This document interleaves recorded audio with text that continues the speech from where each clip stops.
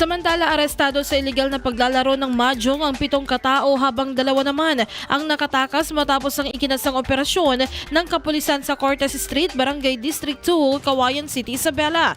Sa nakuhang impormasyon ng IFM News Team, nakatanggap sila ng impormasyon mula sa isang concerned citizen kaugnay sa umunoy pagsusugal ng ilang individual sa bahay ng isang alias Bukol.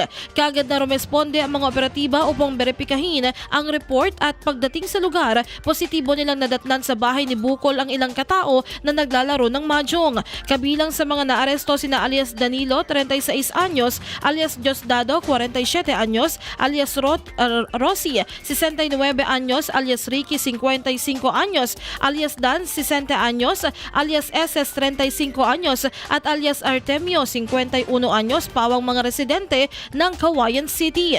Nakatakas naman mula sa lugar si alias Brian, maging ang may-ari ng bahay na si Bukol.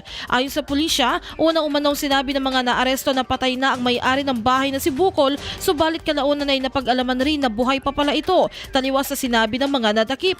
Nakumpiska naman sa operasyon ng iba't ibang ebidensya ng pagsusugal ng mga arestado, kabilang na ang mahjong tiles, mga upuan at lamesa, maging ang bet money na nagkakahalaga ng 4,000 pesos. IFM News.